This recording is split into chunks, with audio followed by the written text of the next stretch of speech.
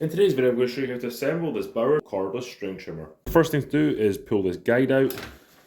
And you'll see there are little slots on the back here for this to pull into, so just push it and it'll slot clip in place. Pull it both on the other side. And you can see here it is clipped in place. Now you're going to take the guard and remove the screw that's right here. You will need a Phillips screwdriver for this assembly. This guard is going to slot into this groove here.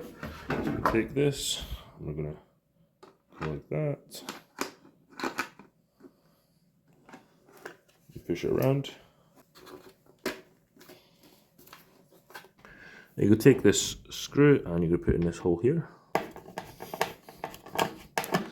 Now you can install the wheels for edging, and this just clips on, and you can position this in different ways, and you can store it on the back of the trimmer guard, but I'm just going to put it on here because that's where it needs to be when you're going to be using this as an edger.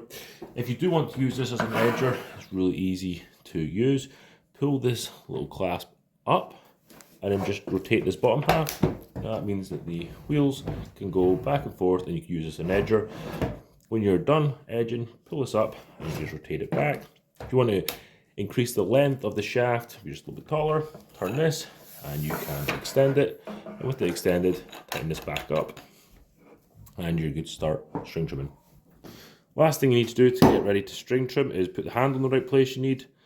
Undo this wheel on the side here, put it in the correct position, then tighten it back up. This has a ratchet mechanism, so you can put it in different positions. So undo it, you can undo the nut, pull it over, and lock it in place. That's how to assemble this Bauer string trimmer. If you want to find out how to restring this trimmer, you should watch this video here.